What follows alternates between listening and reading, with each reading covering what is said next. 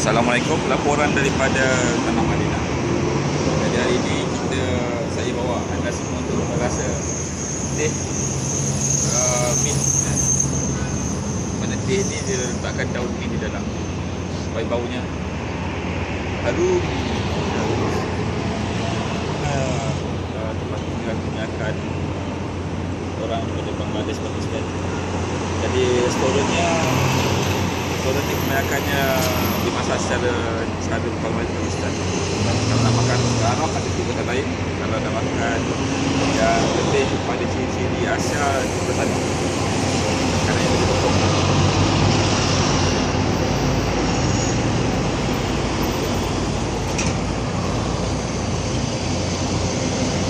Ini masukkan.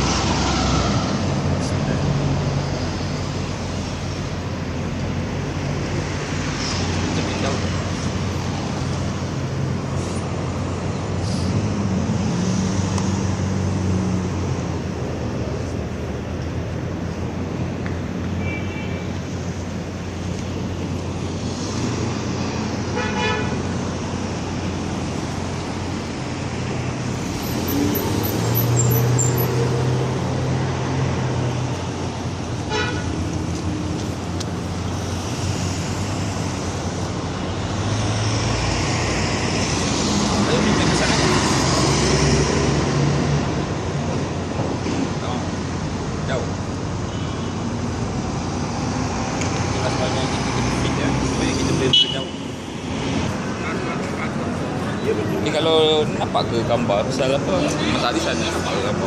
Kasih tahu. Kat dalam nampak tak?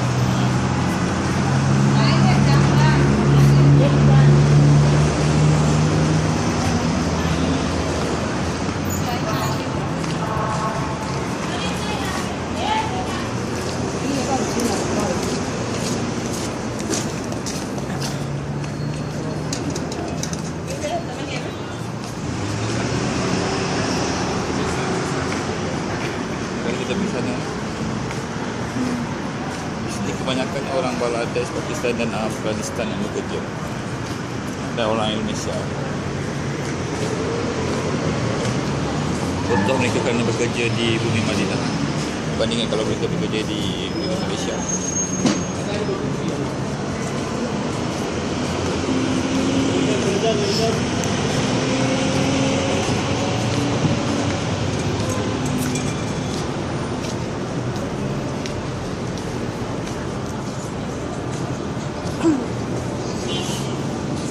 Nak ke sana, diorang semua ke sini.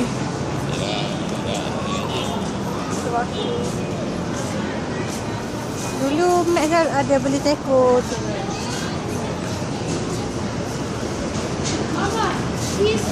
Kat sini memang banyak kalau tengok orang jual rumah.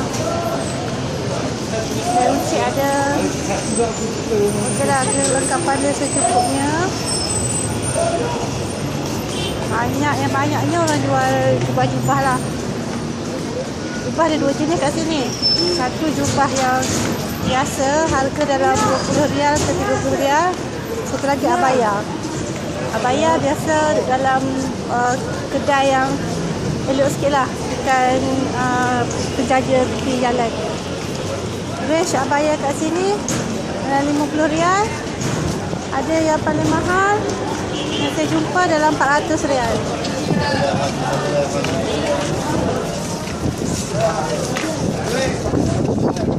Berangin. Sini berangin, angin dia panas. Tapi macam kita boleh tahan lagi.